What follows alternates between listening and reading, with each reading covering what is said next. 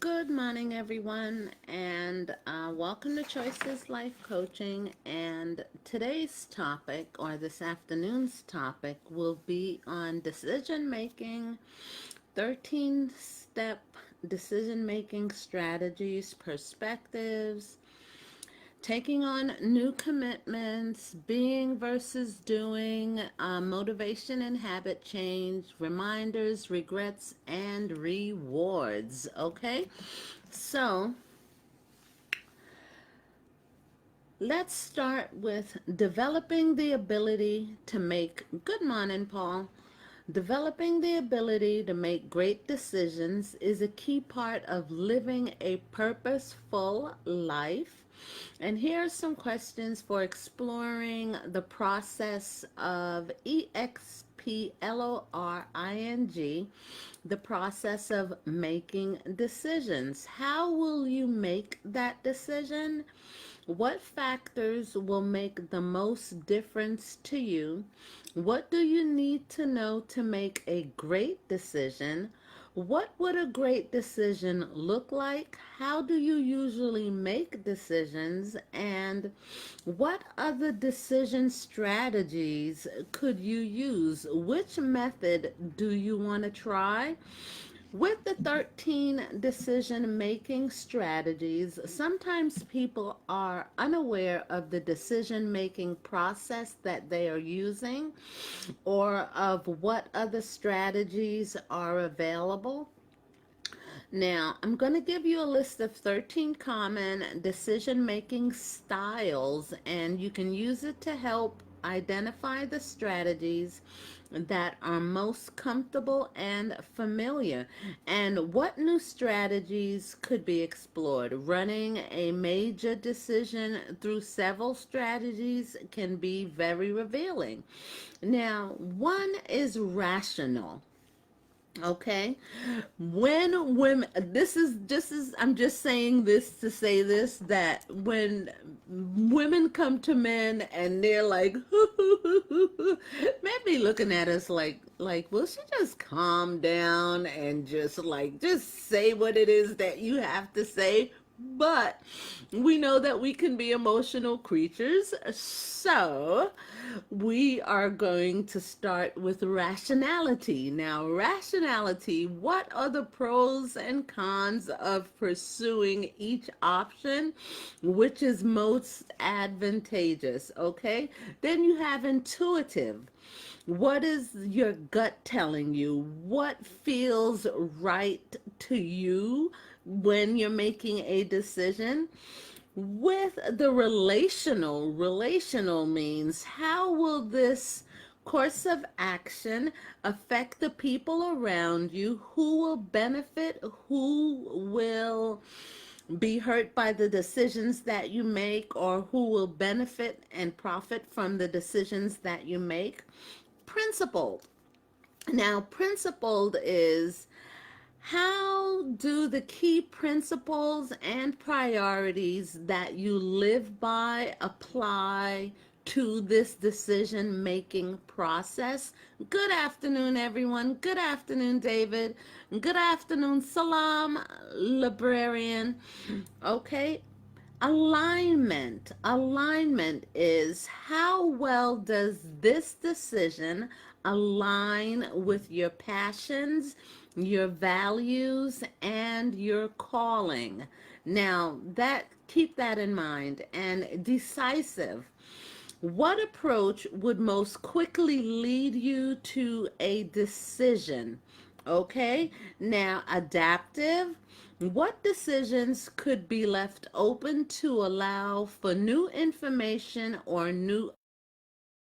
What things must be decided now that cannot be put off like until a later date? Counsel. There's always wisdom in counsel. What does your spouse, or how does some of your key friends or advisors think of the decision that you're making?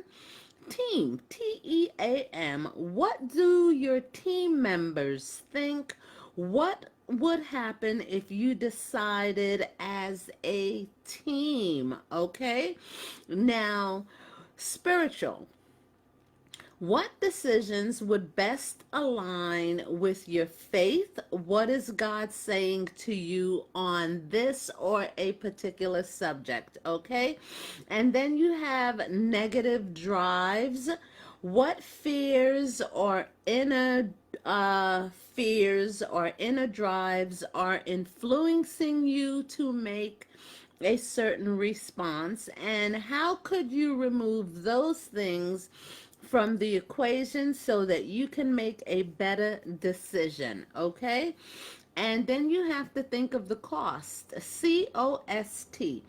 What would it cost you in terms of time, resources to do this or to do whatever it is that you're deciding to do? And then you have to factor in the risk and the reward. What is the payoff for each option? What is the risk? And can you live with a worst case like scenario? What steps could minimize the risk if you went with a particular decision, or would if you went with this? Okay. Now, perspective. One of the strengths of team decision making is that you hear different perspectives on the problem or from different members in the team, and you get to hear everybody's perspective with different personalities and positions. Decisions taken alone tend to see things from only one point of view. One very effective coaching technique or that I like to use is to walk with the individual through several different viewpoints as they approach the decision. Now, these are some of my coaching questions that I may ask some of my coachees. So, you guys on the internet are my coachees, okay? You are a high I on the DISC inventory, DISCE inventory, and you can download that from Google. Just type in the word DISC, pull up the DISC, and it will, it will find your personality trait or uh, in that sphere. It's like a disc. I didn't print it. Sorry. And anyway, what am I apologizing? Like, okay, anyway, what would a high D, or do you see yourself here? How about an S? Do you see yourself as an S? Take two people you know well and take me through how they would make this decision making process. What factors would be important to them? What would they prioritize? What can you learn from how they would approach make how would you approach the decision making process? Now, take a few minutes and walk me through the perspectives of the people that will be in effect that you are actually making the decision with, and get their viewpoint and different viewpoints on that's their perspective on how does this change their lives. Okay, what is important to them here, and how would they feel regarding each option. Okay, so when you're making a decision process and you want other people's input, sit down, listen to them, find out their perspective and what their option is. Create scenarios that illustrate the impact of the decision. For instance, imagine you or your coaching client or your customer, if you're running a business, that's been doing business with your firm for many years, and one day you get a notice that the policy we've been discussing is changing. What do you think of the change? Okay, so if you're deciding to make a change within the company, within the corporation, or within your personal relationships or anything, these are the things that you have to ask yourself. One day you get a notice that the policy has been like changing. Right now, they're making changes in policies throughout the country and throughout the police station and law enforcement in general. I just like for a few minutes after my first taping, I turned on the TV and okay, there's a shooting in Atlanta. Now, killed an innocent man and two white police officers. I'm not a racist. I'm not. I'm just against rape. That what? Why did they kill that man? Like now, the children, his children is without a father. His the wife is without a spouse, and I don't want to get like into it. I just want to stay on topic. But within that decision making policies that they're going to be making, like for the throughout the entire country, they have to make some changes. And what are the changes, and how is the changes going to affect them, the police officers, and how is it going to affect the people in the community?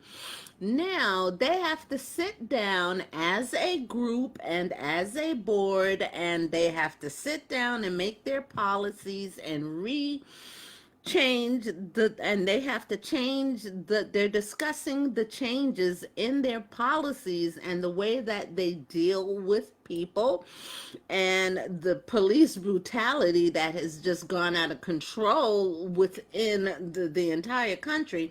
I can honestly say thank God that my city has now adapted changes on how they deal with interactions with the police and with the cities of the state. Thank God for peace in my city. Anyway, when you sit down, what do you think of the change? How does it affect your business? How does it affect the future? How does these changes that you are deciding to make affect you, your family, your relationship, the business itself, the nation, the country? Okay, you can expand on this. Now, imagine you're at the end of your life looking back on this decision that you have made, and from that perspective, what will seem most important? What will seem less important than it does now? Now, if you're invested, and if you're invested a lot into this project so far, step back for a minute and imagine that you had invested nothing up until this point. Okay, now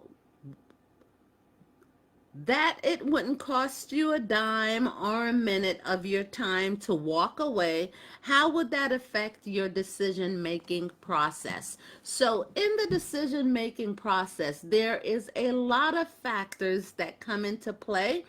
Now, taking on a new commitment, okay?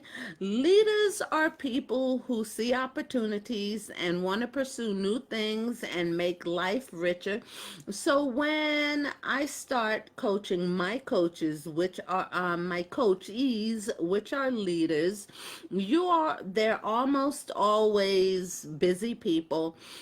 Their time is limited, and then they have to adhere to a schedule. That means that when new opportunities come along, the new challenge is keeping life in balance, and these questions are focused around exploring whether they say yes, hi Nicole, or whether they say no to a new opportunity.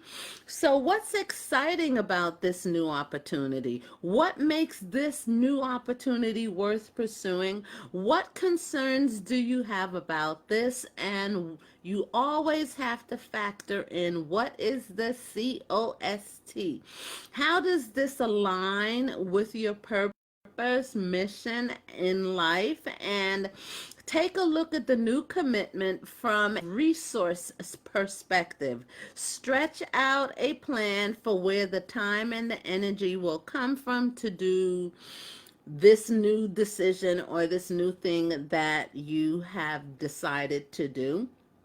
Now, I get the impression from based on their schedule that their schedule is pretty full, and it's usually like that for most leaders. So what will you stop doing to make room for this new commitment? So do you feel any external pressure to go or to go a certain way, or what is your heart saying?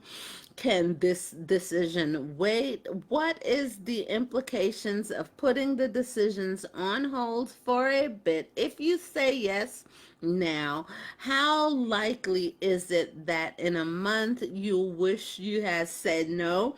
The thing is that when we are making decisions, we have to also give ourselves time, because once you make a decision and implement a new process, guess what's going to happen? You have to give yourself time to acclimate to the process, acclimate to the new changes. Hi, Sarah. Good morning. Right? You have to give yourself time that whenever you do make a decision, acclimate to the decision and then acclimate to the process. And then you have to do what? Make a commitment. You got to have stick to itiveness, okay?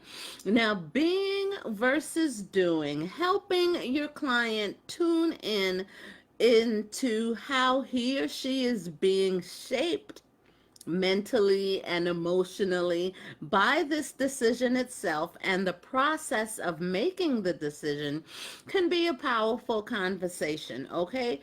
Who are you becoming through this decision making process? How is it shaping your identity? What can you learn from this process about becoming a great decision maker? That is very important. What does your emotions to this decisions reveal regarding the inner you? And we always have to come back to the inner you, the inner you, because how do you feel regarding the decisions that you're making on a daily basis in your life, in your family, within your company, within your business itself? And what can you learn from the process? And what does your emotions in the decision reveal regarding the inner you? Because you have to live with whatever decision it is that you make. So, how do you feel about it? How do you want to respond to those insights? And what does being faced with this decision that you're making now say about where you are right now in life? And you have to take that into consideration. So when you're making a decision, you have to consider these 13 decision making strategies. With motivation and habit change, sometimes it's hard to find the motivation to choose what we know deep down inside we really want.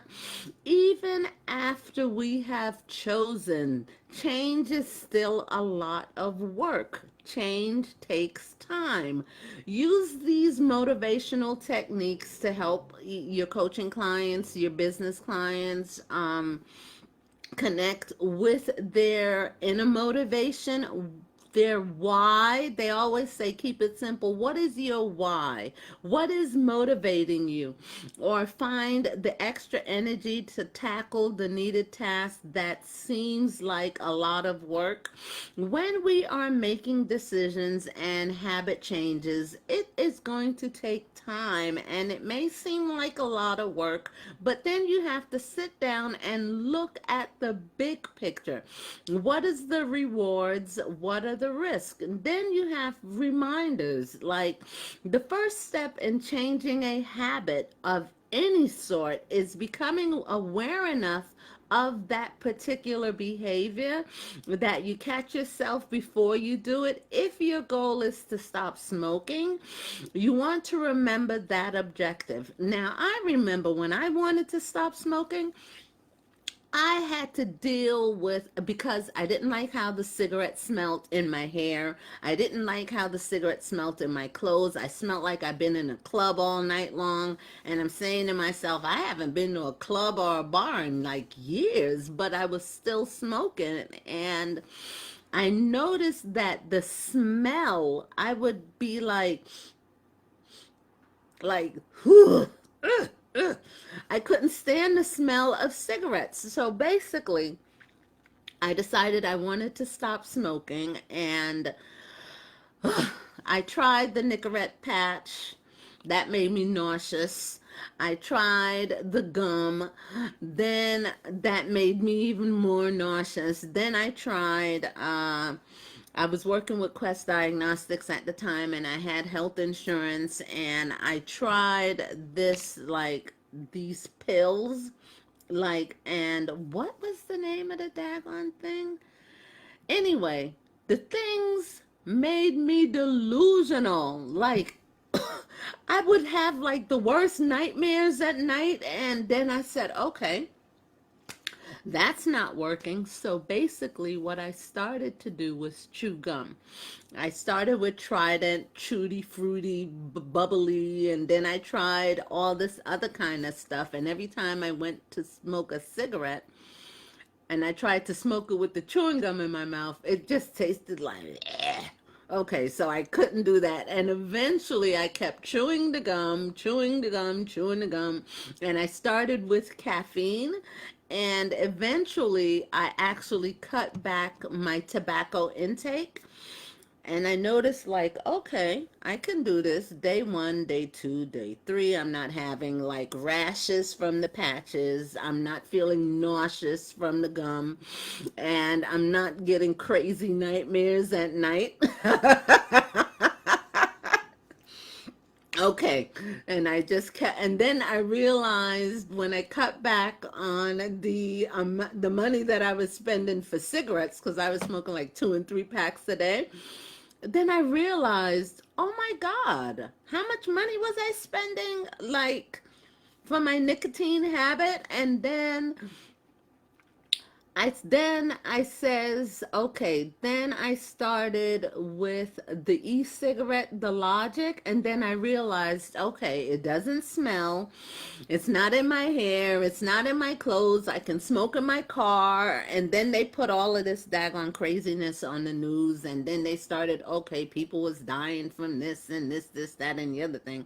And I'm okay, then let me stay in my own lane and work with and deal with what I can deal with, and what I can't deal with, I can't deal with it. So I said, okay, now how will you remember to do that each day? That means you have to pay attention to certain behaviors and then catch yourself when you do it. If your goal is to stop smoking, you want to remember that the objective before you light up. You understand? You want to be like, okay, wait a minute, am I trying to quit?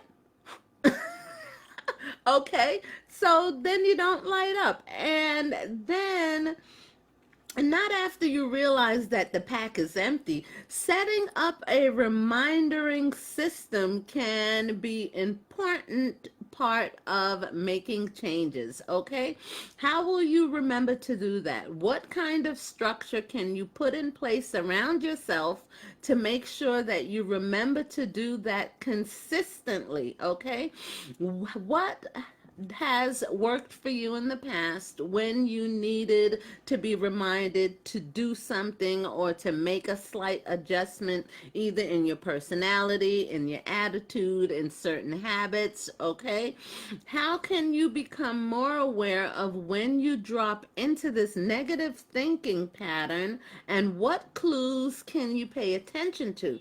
Okay, what circumstances seem to set this pattern, and how could you become more aware of those triggers, okay, so that you can catch us before you go down the wrong road? And I remember that I had certain triggers that would set me off like to do certain things. Either it was in either relationships, like me and my ex, we would get into an argument or something, and just me and him arguing would set me off on a like into like making bad choices and bad decisions and picking up old habits and stuff like that.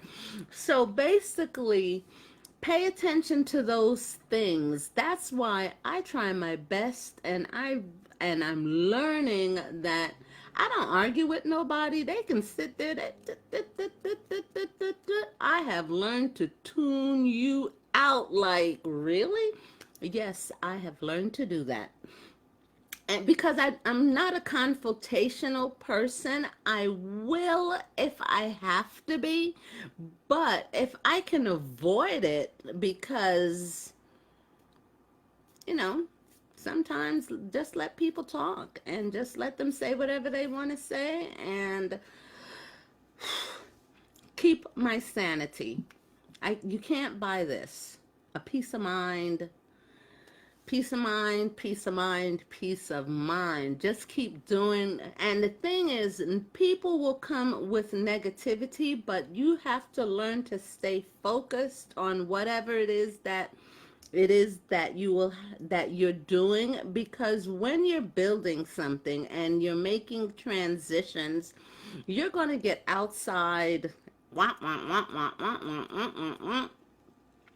That's all it is. Wah, wah, wah, wah, wah, wah, wah, wah, wah. And notice your triggers, okay? The variety of reminders, like people, helpful, find helpful people. That is amazing. And I've seen it on a post-it note, like, steering wheel change someone's life. Like, okay, God, take the wheel. Okay, other ideas. Live Strong bracelets. They have those Live Strong wrist bracelets. Signs in the office or in the bathroom mirror, or programming a daily reminder in your PDA or in your phone. Keeping a progress chart on the refrigerator. Reviewing your goals in your quiet time each morning. And an affirmation. Always get affirmations. And affirmations are wonderful things to have because you can speak them out loudly, speak words loudly, because words are powerful and you need to speak positive things to yourself. Okay, or find a Bible verse that you like and you can repeat that to yourself each day.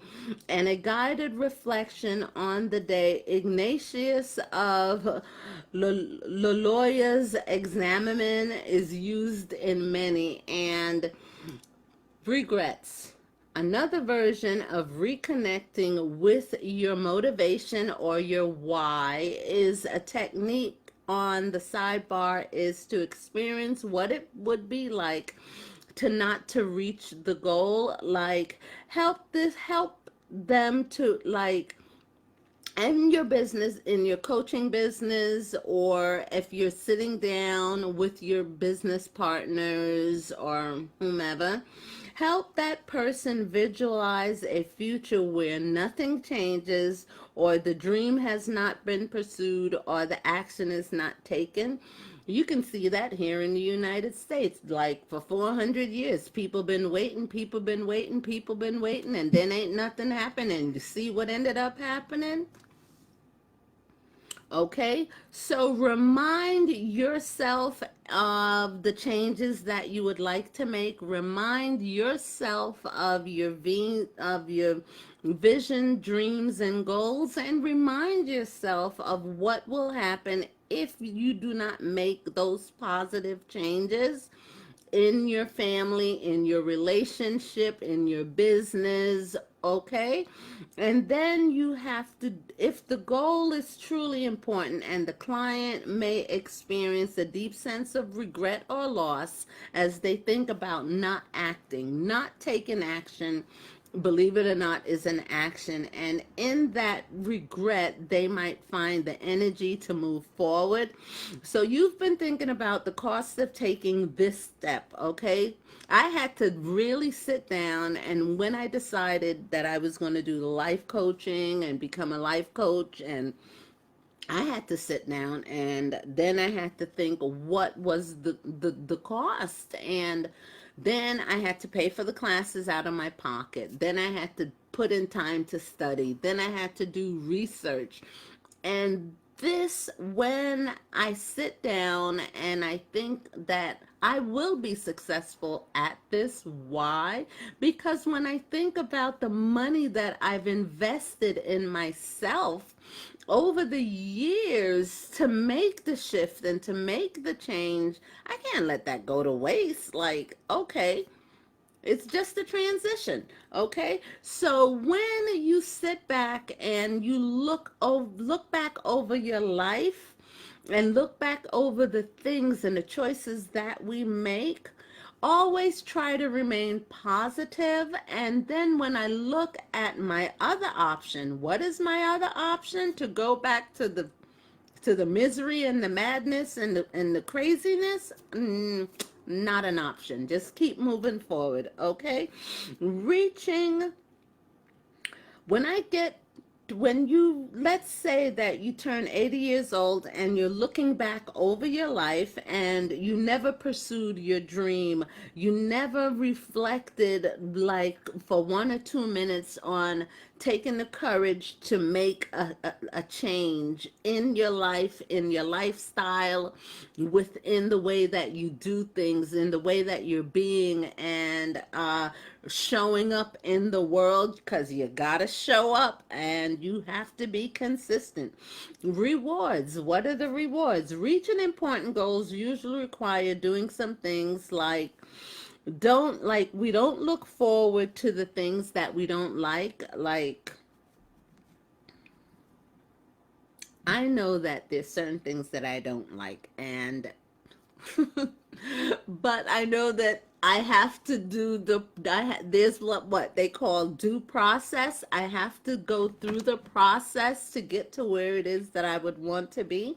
Rewarding yourself for completing a step is a great way to increase motivation, and it lets you focus on the reward at the end instead of getting caught up in the drudgery or the sacrifice that this step will itself entail. Now, what's something to you, what is something that you could do yourself when you get this done? Okay, say you have like, when I finally finished my book, I treated myself like, finally, because it took me like a long time. It took me almost 10 years to complete it because I had to deal with my own mess. And finally, when I did, you know, I had to learn to celebrate yourself when you make changes. And then I learned that what sounds like a hard thing to do, how will you celebrate it when you reach that goal, when you have accomplished what it is that you have set your intention to do? What reward would you put at the end of that, and how could it help you? When I decided to write my second book, it was a lot easy. It was much more easier because I had already written the first one. Do that make sense? Because I knew how to start with a heading and a body, and then I just knew how to organize the information and the outline and everything. But when I first started, I had no friggin' clue. I had to sit down and watch videos on how to write a book, how to come up with an idea, how to do whatever it is you want to do, always do your research. And then you have to learn to let's celebrate. That's a great accomplishment. How can you stand back or share this moment with those that you love and say, this was very good this week. This was very good this week. It's like when you're rewarding children when they do something good. Learn to reward yourself, learn to reward your clients, learn to reward your business partners, and learn to celebrate within the business as well. Now, with the replacement, sometimes trying not to do something just makes you focus on it all the more. A great strategy for removing a negative thinking pattern or an unhealthy behavior from one's life, from your life, or from your life, Paul, Terrence, Nicole, or Sarah, is that you have to like fill the void. Like when I had to give up doing drugs and I had to find better coping skills, I had to find better emotional outlets for, I had to find productive things to do with my time.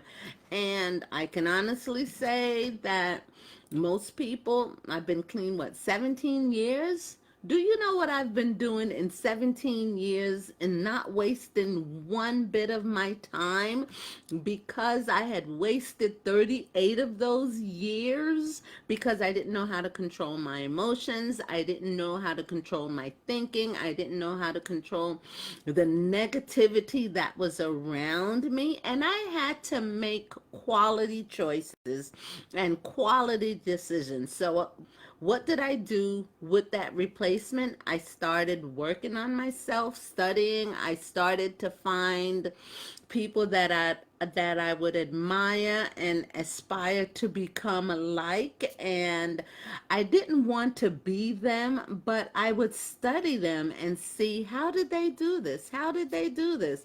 What did they do?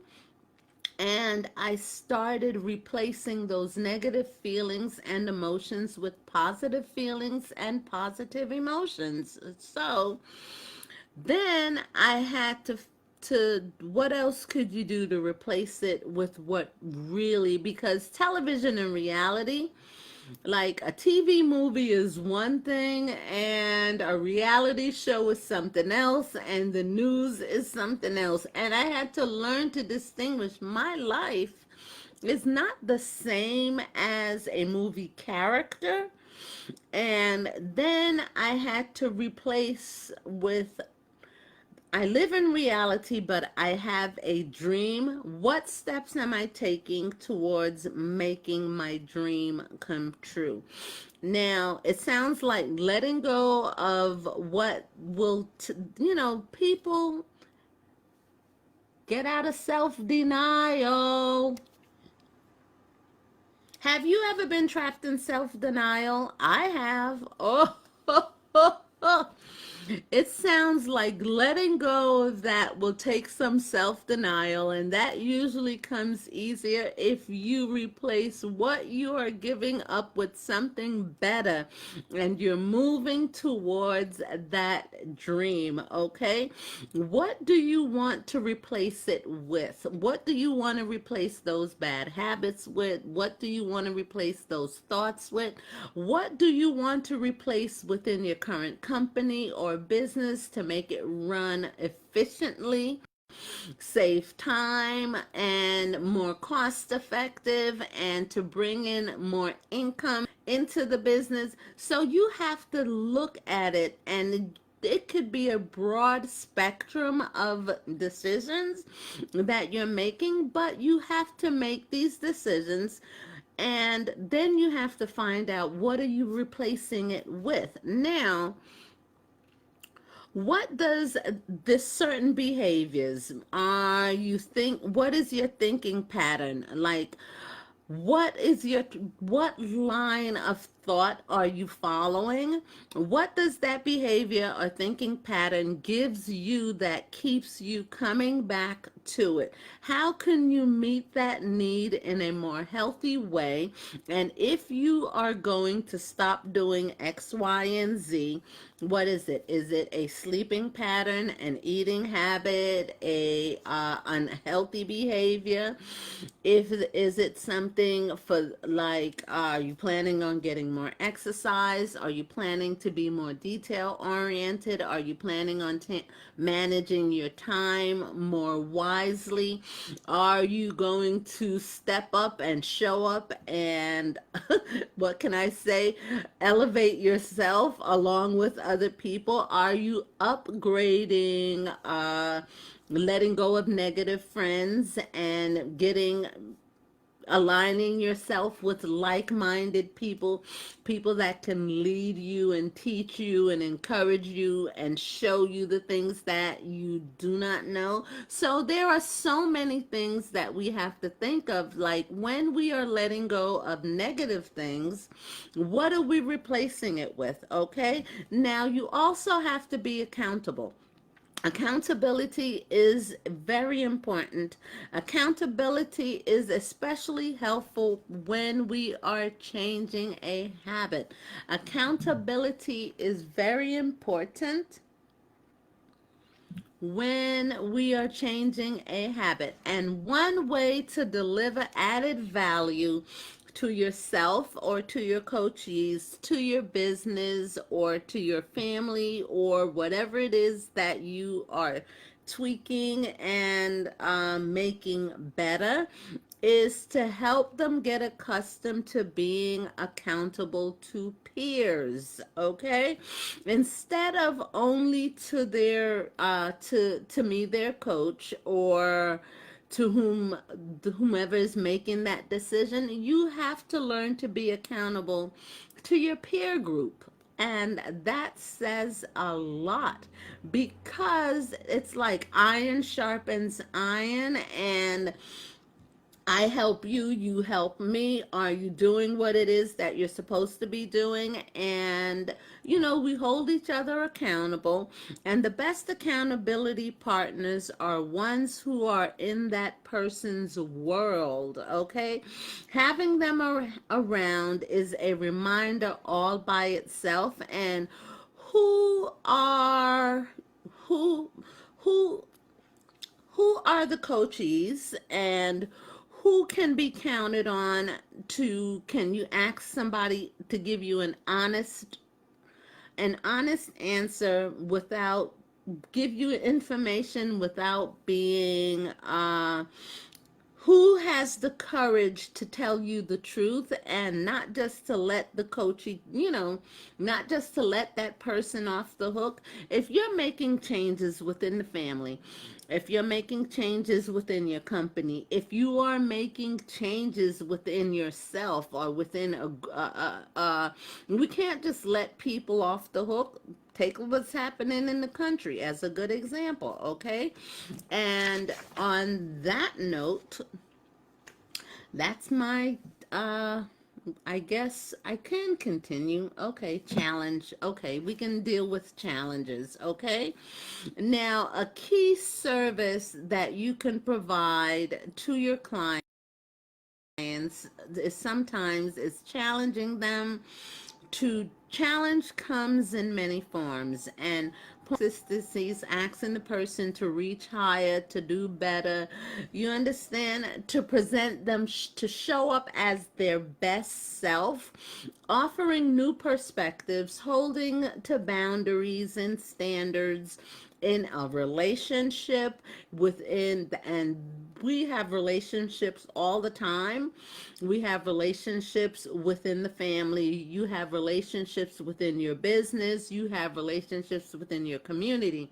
You have all types of relationships. And how are we challenging the person within that relationship to offering a new perspective, holding to new boundaries and standards in the relationship, or naming what you see in that person. Okay? No matter what form it comes in, what makes this approach to challenging a unique it's unique, and that is forward thinking, forward looking instead of confronting or yelling or blaming or you understand, it is a way of looking towards the future, and you're about to see, you know, you can't say, oh, you're about to screw up and look at all the mistakes that you made in the past. You can't do that. You got to always be thinking of the successes that are going to take place. You're going to always have to be thinking of, if I make this choice, is it a good choice for the, like, is it for the betterment of self? Is it for the betterment of my relationship? Is it for the betterment of my business and of my company? Or am I helping my community? Whatever decision that you make or decide to make, always be forward looking and forward thinking of what is the best possible outcome of every situation and decision that you make. Now, when positive challenges are also a benefit of positioning you as a partner in reaching for a great and better future, whereas confrontational tends to position you as the adversary.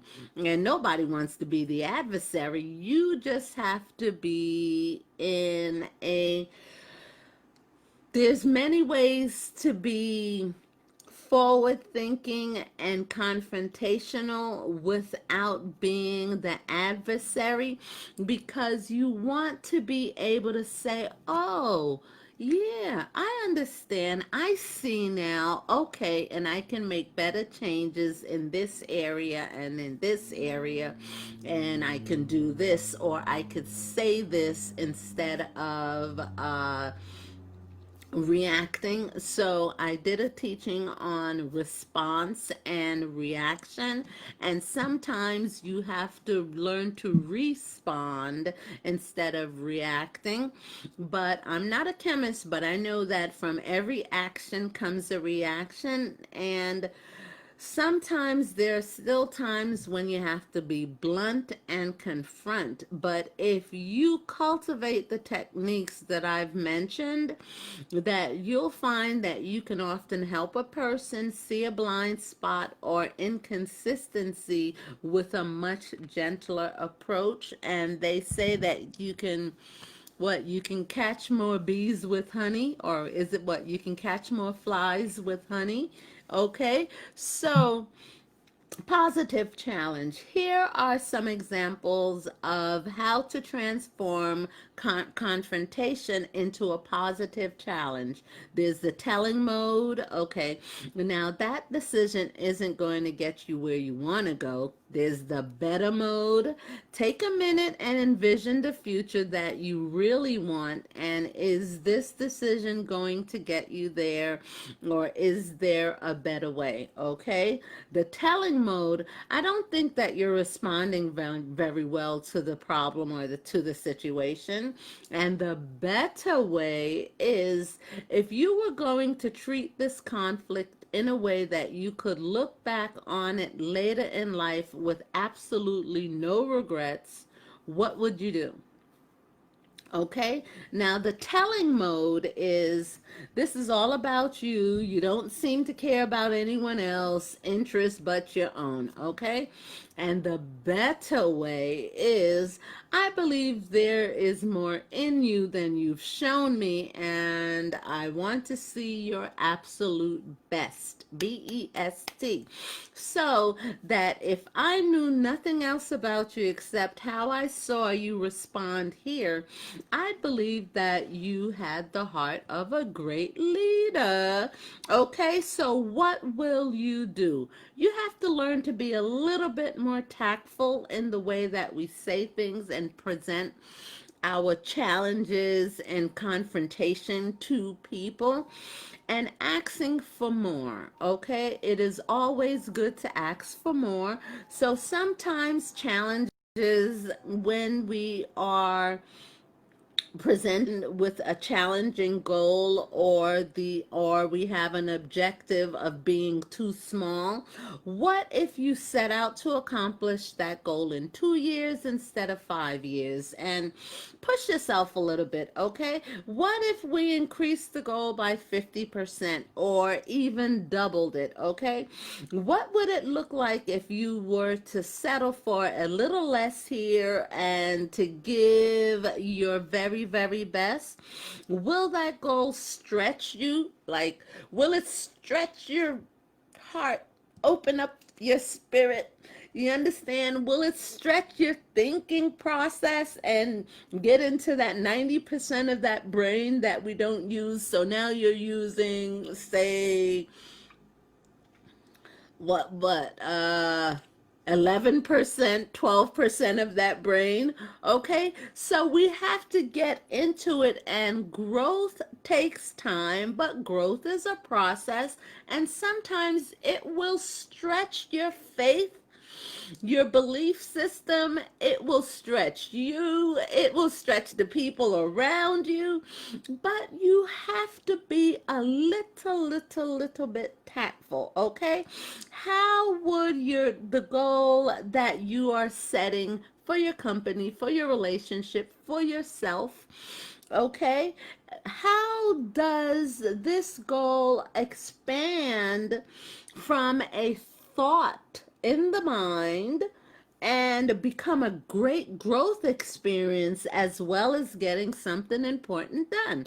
Okay, now the open question challenge is before you jump in and challenge anybody in changing or growing or becoming their very, very bestest self.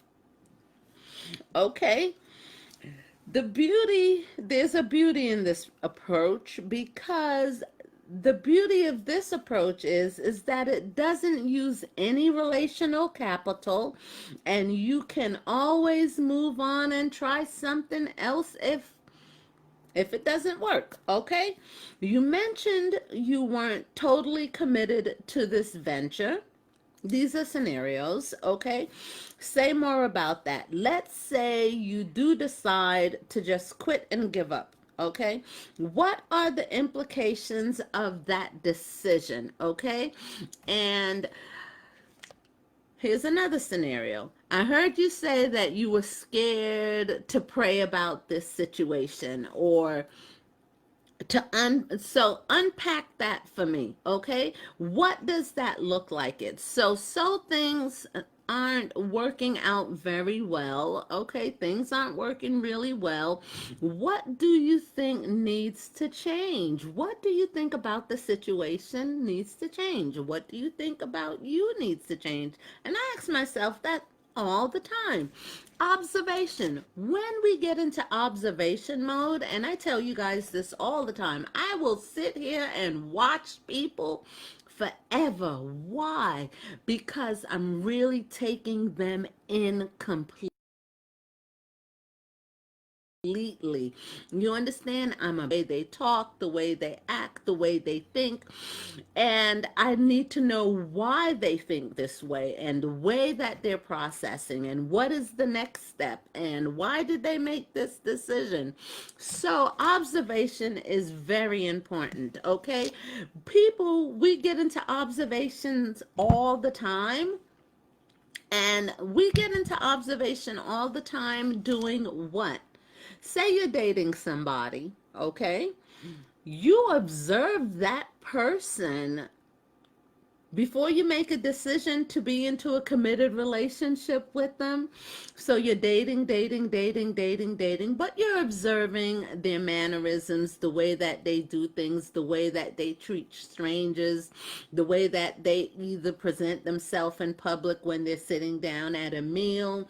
You understand? We are observing people. That is what we do. And based on the observation observations and the information that you have collected, we make a decision. So, the key to this technique is to make your observation without prejudice, and that is very, very important. Okay, recite the facts only, and then ask an open question, a neutral question that forces the person to grapple with their own statement. Okay, now you mentioned earlier, this is just another scenario. So you mentioned earlier that your top priority is creating a more healthy lifestyle. Okay, you want to become more healthy. Okay, let's talk about that a bit. Okay, the value, what is the value that fits with this new commitment that you have decided to becoming more healthy, and you're contemplating this at work? You're sitting down on the job, and okay, I've had one too many donuts. Okay, what are you thinking of? Diabetes, then you think of the sugar. Look at the pandemic. We've all been in pandemic mode, but some people have put on some pounds during the pandemic, and some people, you can see them posting it all over the internet that they have been exercising and they've been eating healthy, and then they're doing all kind of stuff. You understand? So when you make a decision, learn to start to observe, observation. And I'm hearing words like maybe and probably and should and ought, but pretty often as you talk about this, what do you think is behind those words? Maybe, probably, should, and OUGHT. Hmm. Over, say, the last month, you've strongly voiced the need to meet regularly with, say, you want to have a staff meeting on a regular basis, okay? And you want the staff to meet, what, once a month, and to discuss any changes, or just to review the month or make some observations that they've observed during the month or stuff like that. And today you want to talk about cutting the staff meeting. Like, okay, you have some companies that are what? Oh my God, every time you turn around, you call, oh, I'm sorry, they're in a meeting, they're in a meeting, they're in a meeting, they're in a meeting, they're in a meeting.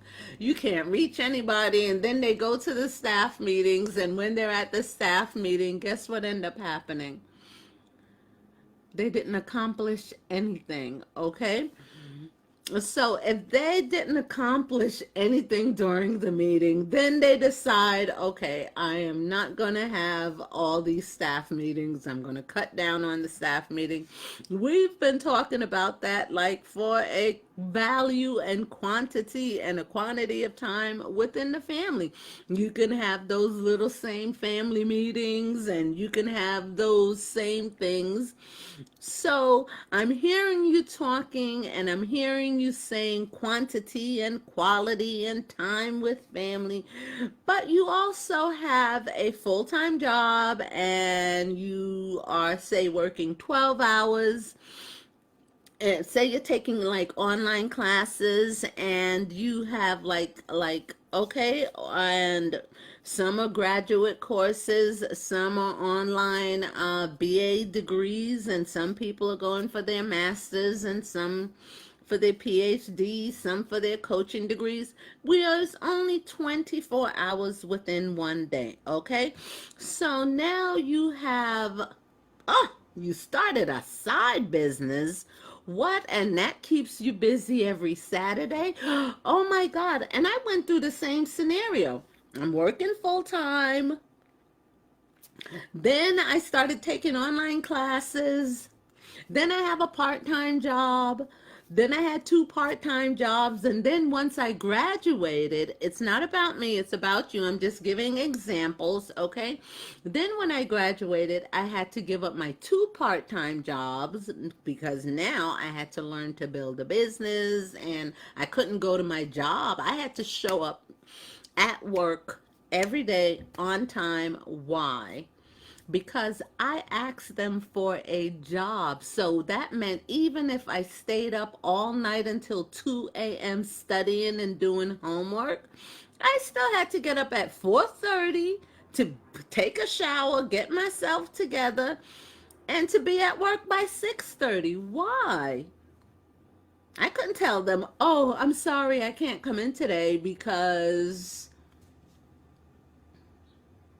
you understand? And then we have to learn to observe these habits. And then I realized that, okay, Jennifer, this is just how it's going to be for the time being until I finish school. And then I had to make a quality decision. Can I do this? And once I told myself, yes, I can do this, for 2.5 years, I think if I slept 8 hours in one week, I was lucky. I would end up going to work and I ain't want to talk to nobody. Why? Because I had to use the little brains that wasn't the brain cells that wasn't sleepy to focus on what it was that I had to do. And I had to observe that when, sometimes they would want to come to me and just to gossip and chew the fat and talk about nothing and talk about other people. And they didn't like the company, they didn't like the job, they didn't like this. I ain't had no time to be listening to all of that because that was negative stuff and I couldn't deal with that. So I would shut them down like quick, quick, quick, quick, quick. I'm like, I don't mean to be rude, but I got so much stuff to do and I really can't talk right now. I didn't. That way, I'm not insulting them. I'm not being antisocial. I'll listen for a minute, but I had my own priority is that I am on company time. I am on the clock. Okay, and I signed up for this. They didn't sign me up to gossip and have water cooler talk and all that other kind of stuff. So while I was there, I would sit and I would learn how to focus. And then I would do my research and I would do online stuff and like do my homework and stuff like that. But I couldn't tell my coworkers that. Do you understand what I'm saying? I had stuff to do and I had to make every second and every minute count because I know within myself that I'm playing catch up from 38 years ago, but I can't tell them that. They don't want to hear that mess. So I had to learn to utilize every minute, every second of my time wisely. And then I started to observe certain patterns and then I had to learn to align myself with people that was doing the same thing, thinking the same thing, wanting the same thing, moving in the same direction that I was thinking and moving in and being and stuff like that. And I had to think like that. And I really, really, really like lost some friends along the way because they couldn't understand, and some people was happy and some people wasn't, and I didn't care because I got to the point like what am I doing? So even in this pandemic, I have to use this time wisely. If not, like this is a practice phase, a growing phase. So learn to use your own observations in whatever decision making process that you are making and look at the risk, the benefits, okay? And ownership. You got to start taking responsibility. Okay? Ownership is questions that you can use in intrapersonal conflicts where we all have a tendency to get stuck in the blame game and Adam blame Eve, and this one is blaming this one, and this one is blaming this one, and this one is blaming this one, and this one is blaming this one, and we can't do that. We have to take ownership, and there is 3 ways to take ownership, okay? helping a person take responsibility for what has happened that is in the past and helping them take ownership for solving the problem that is in the future and helping them tune into the situation as an opportunity for growth that is in the present and that is within their character. Okay, so take responsibility for your past actions. What part did you play in creating whatever the situation is? Okay, what do you need to take responsibility for right here and right now? For FOR, what do you need to take responsibility for right here and right now? And you've talked about the other person for a while. How about if we talk about you for a while, okay? What is your part in this? Because we can blame anybody for anything in the world, and I had to get to that point too. But I had to learn to take responsibility for my own decisions, for my own self, for the choices that I'm making and why. Okay, since we can't change the other person, and that was what I've learned, is that I have no responsibility, or unless you're my kid or my spouse or my immediate family or employee, I have to take responsibility for you. Okay, because now you're under my umbrella, under my protection, and like if you're part of my family. But when we're playing the blame game, we got to stop blaming other people for the things that we do, and that is that I learned that I can't change what people say, do, act, or how they respond, or how they being, or I have no control over other people. I may have some influence over other people. Control and influence is totally two different things. But I had to learn to take responsibility and control for me. And this is the thing that we have to get into, is when we're making decisions and we are trying to grow up in our own personal growth, we have to take responsibility for ourselves. And since we can't change the other person, we can't blame the other person all the time either. You can't keep blaming other people for the decisions that you make, and then you don't want to take responsibility for it, because that's not fair. You have to be proactive, and in that being proactive is a responsibility for your future actions. How would you like to move forward in this?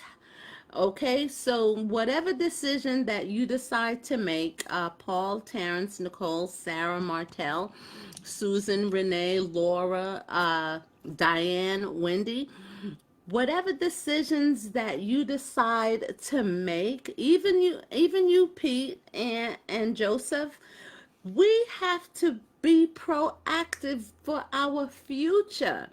Okay, how would you like to move forward with whatever decision that it is that you plan on making? For the sake of argument, let's say that the other individual doesn't change, that if this is going to be, is the situation going to be better, is it going to get any worse? It will be, because you have to take the initiative. Okay, we can't sit down and wait. What okay, while we are waiting on God's timing, you understand, God expects us to be doing something. What is that? To be proactive. Okay, and what would you do then? Would that person or circumstance or situation really control your responses? Or do you have the power to rise up and make something great out of what it is that you currently are doing, or of the decisions and choices that you're currently making? And these are things that you have to ask yourself, okay? And with the challenge is when we start challenging other people to make certain choices, we also have to challenge ourselves. Now, you're a very capable individual, each and every single person, and I had to realize this for myself that Jennifer, I'm a very capable person. I'm not inadequate, I'm not stupid. Hi, Karen. Thanks for joining. You're beautiful too. Thank you. Now, you are a very capable individual. What if you took the bull by the horn and made everyone's life a little better by coming up with a permanent fix for this solution? Okay, so we have to be proactive. Now that you've had a chance to get off, now that you've had a chance to get certain things off of your chest, let's get down to business. What's the business? What can you do to turn this situation around and make something good out of it? Okay? Growing in character, responsibility for inward growth is nobody else's responsibility but yours. You understand? I can want the world for you. And I would like for you to like a plant. You understand? If I don't give that plant water or food, I'm responsible for that plant. But the plant can't make that decision for itself. I have to make that decision whether I'm going to water that plant, give the plant some plant food. Sorry. But as people and as human beings, we have the power of choice. And CHOISE is that we have to be responsible for our own inward growth. Okay, conflict and difficulty always contains the opportunity to grow in character. Where's the opportunity for you to grow in this situation or your current situation? And what does your responses here reveal? What does it say about me? What does it say about you, or whatever current situation that you may be in at that moment? What do you want to do with this? Okay, what do you want to do, and how do you want to go about it? Okay, how can you leverage your frustration in this situation as a motivation to grow into more, or becoming your best version of whom you are, or whom you've always wanted to be? What would it be worth for you to, if you could learn something new from every situation that you encounter? Okay, if you keep yourself in the mindset of a student mindset, as me, I am the quintessential student, because I'm always learning something from somebody or from life situation and from every experience and encounter that I encounter. So if you look at it that way, you won't be offensive all the time. You won't be feeling like you're in a confrontational situation all the time. Because if you're looking at it like, what can I learn? What is my takeaway from whatever interaction or situation that you may be presented with at that moment? And would you like to be, what would it be worth for you if you can learn, grow, and develop from every situation? Now, on that note, we have to deal with confronting as a naming issue, defining your actions as wrong and challenging you to change your behavior in that area. Sometimes it's not, my father used to say, it's not what you say, but how you say it. And the aspect of confrontation that most easily becomes adversarial is the defining of one's actions as WRONG. Okay? Often a better option is the name the CORE. What is the root issue or the core issue, but without adding that you think needs to change. What is the root issue? What is the root cause of whatever it is that you may be dealing with, you are confronting with? Okay, the key to doing this well is to do it without prejudice, or to do it, be open minded. Okay, simply say what you think is going on without shame or blame or accusations, because we don't have to blame people all the time. We can, there's a way to say things and to do things without being prejudiced, without trying to shame an individual, without playing the blame game, or without accusing another person. Then let that person figure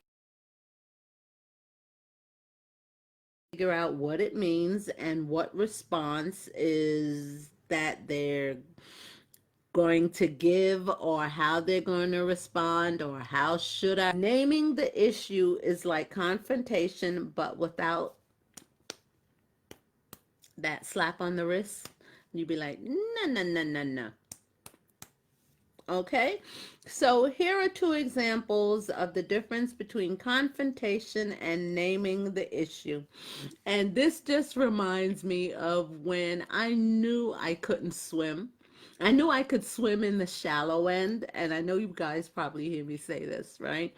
Got caught up in the daggone excitement of watching everybody jumping off the diving board, and I knew that I was afraid of the deep. And when I stood on the end of the diving board, and I looked at my nieces and nephews and I watched them, and then my sister's there and she's like, come on, Auntie Nana, and the kids are like, come on, Auntie Nana, come on, Auntie Nana. But deep down in my soul, what did my gut tell me? I heard that sound, dun dun dun dun dun dun dun dun dun dun, and I knew I should have turned around and walked away. But instead of doing that, I jumped off the diving board, and I was trying to come up for air, and I just kept sinking, sinking, sinking, sinking, sinking, and I was trying to come up for air, and eventually I felt an arm around my neck. It was the lifeguard, thank God. Or I would have drowned. Basically, the lifeguard yokes me up around my neck, right? And then saves my life. Paddles in, and takes me to the shallow end, and then looks at me like this. Didn't yell, didn't scream, didn't say anything. All you high school student, you know, when a high school student get the summer life job, life life coaching, you know, like a lifeguard. Okay, that's the word, lifeguard. She goes, you over there, you over there, pointed me to the kiddie pool, literally sent me to the kiddie pool. And I couldn't say nothing. All I kept saying was, thank you, thank you, thank you, thank you, thank you. That was my slap on the wrist. But, you know, it's like anything, confrontation, and you know, sometimes it's not what we do, but how we do it, or what we say, or it's not some of the things that we say, but how we say it. Confrontation, what was wrong, okay? When we're confronting somebody, we have to deal with that was wrong. You should have checked with your spouse before you made the decision.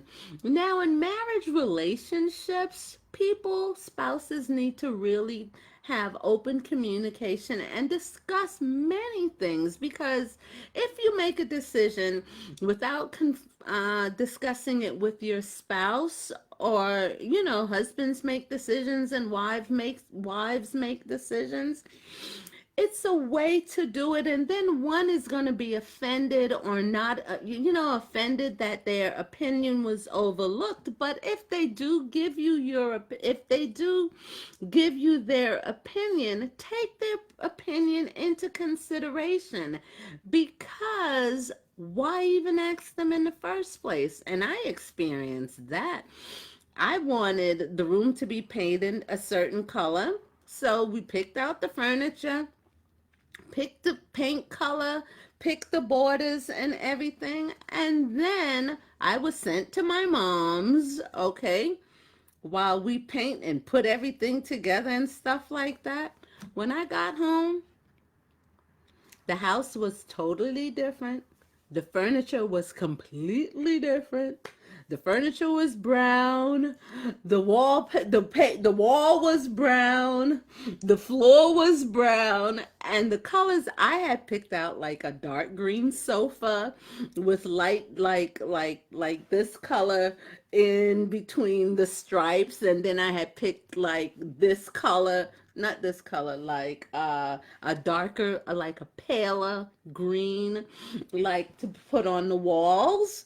Okay, then I had picked like a border with, say, had like all these different shades of green in it to make the room look light and airy and everything. And I say to him, I'm saying to myself now, when I walked into the apartment and I looked around and I saw it, and I didn't scream, I didn't yell, I didn't say nothing. All I asked, I just started crying. He's like, "What's the matter? You don't like it?" I was like, "No." He goes, "Why?" Because what's the use of asking me what it is that I like or don't like or want or don't want? And then I go to picking out the color, the furniture, the paint, and all that other kind of stuff. And you don't take anything that I'm saying into consideration. What's the sense? You understand? So when you are making decisions, one thing that is affecting the outcome here is that the decision was made without either consulting your spouse beforehand.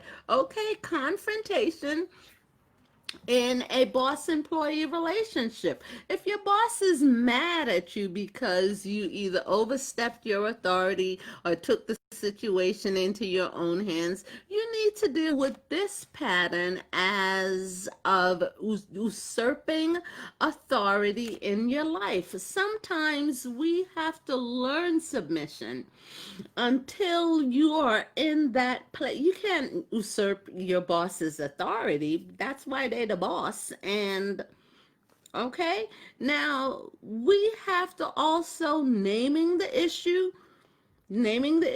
Think back to a minute where this is the third, like, situation, like maybe they've discussed something to you, or they mentioned something to you, or you've gotten into a situation through where you've gotten into trouble by someone with something that you and this person just keep can't get along, like oil and water or whatever.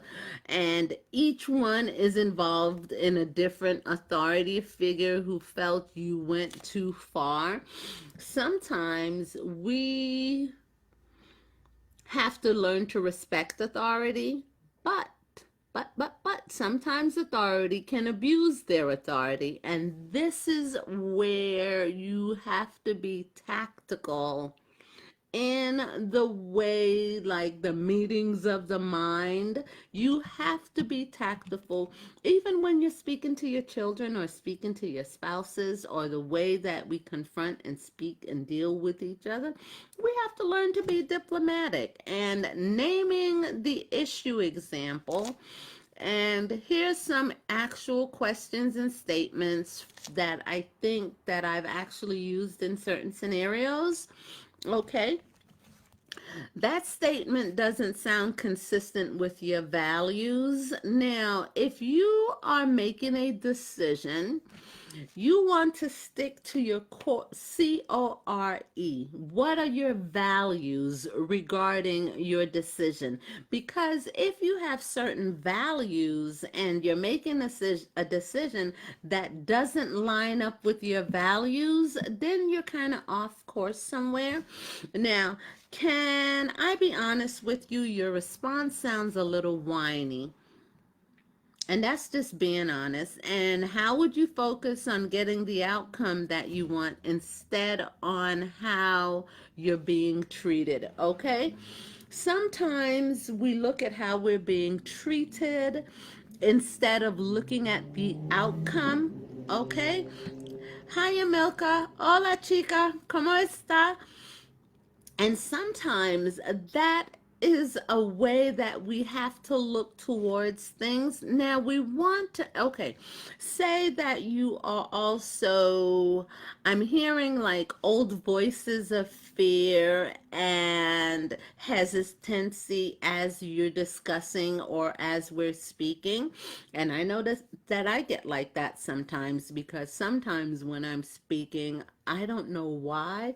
I get like I feel fear and I'm like, "Oh my God, why do I feel why am I afraid?" And I shouldn't be afraid. But you have to learn to be confident anyway and keep moving forward. Okay. Now, what I'm hearing so far is that you're going to decide by getting other people's advice and following it. Now, if we are having a topic or a discussion and you can't make that decision for yourself, I really do recommend that you bounce that idea off of, you know, someone that you trust and that has your best interest at heart, because that is very important. Now, what does your spouse think of this? Okay, what does your kids think of this decision that you're making? Okay, now, but what does your heart say? What does your heart say when you're making a decision? And what would it take for you to have the confidence to make a great decision without depending on another person? And a next scenario is you have a tendency to wander sometimes. Now, can I have your permission to interrupt just a little bit so that you can stay on track if we are going down to the bunny trail? And that basically means sometimes we can find ourselves veering off course a little bit. You understand? And we always have to remember to stay focused, stay the course no matter what it looks like, and just keep moving forward in the decision that you make. You understand? And stay on track. And I do that sometimes when I'm just speaking on a certain topic and I'll come up with like something will pop into my head and then I'll think of something that I either and I'm wait a minute. That doesn't have anything to do with the topic. Stay on topic, stay on topic, stay the course, okay? And the next thing is that I noticed that you have had a hard time pinning yourself down to action steps at the end conversation. So you and me, we sit down, we have this wonderful conversation, we're going to make a decision, and we've come to a decision. And this is what we're going to do, and this is what you're going to do, and we do the can do, will do, we do the can do, want to, will do. And then all of a sudden, you're not making taking any action. So now I have to, when you make a decision, you have to start to take those tiny steps. Don't get so fearful at looking at the big picture. The end game is good. The end game is always great because it's always good to have a goal. You understand the end game? But sometimes the end game can be so big and so far into the future that we can get overwhelmed sometimes. So I recommend one step at a time, a baby step. Baby step, baby step, baby step. You ever see that those food shows if you're a foodie person and they get into the places where they have like the world's biggest hamburger or the world biggest slice of pizza and you look at it, or the world's biggest what they call it, ice cream sundae. The only way to tackle that is to do what? A bite at a time, a spoon at a time. Cut it up. You ever have like small children and you give them their dinner and you sit down and they can't eat like all of it in one bite? So basically what you do, you take the knife, you take the and you cut it up into small bite-sized pieces that is manageable and handleable. Is handleable a word? In small bite-sized pieces that is manageable and that you can handle, and that when you are moving forward in life, you know, have the blueprint.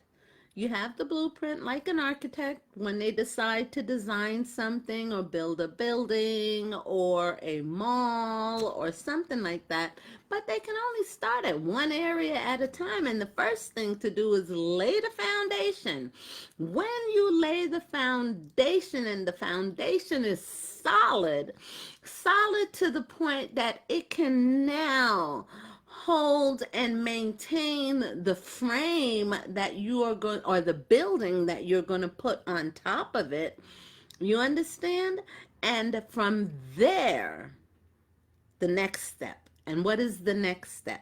And the next step. If you get caught up into, oh my God, I want to do this, I want to become a pilot, I want to, you want to be an astronaut, but to become an astronaut, do you know what astronauts got to go through just to become an astronaut? Oh my God, I don't want to be an astronaut because I'm afraid to be under the, and this is something I got to get over.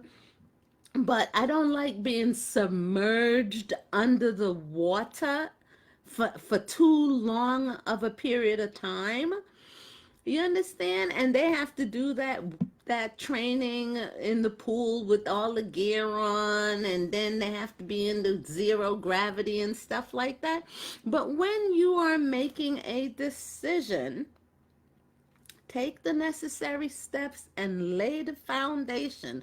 When you lay the foundation, that foundation is solid. You're building your mall, or you're building your city, you're building your town, or you're building your new career, you're building your family, you understand, you're raising your children. You get the idea, okay? And the next thing is that it seems that you're allowing, when you're in a next action step mode, you have to be in action step mode. It seems that you're either allowing a certain person or a group of people to determine your responses, and that's not good. Why is that? Because if the decisions that I make, sometimes you won't be else for their opinion.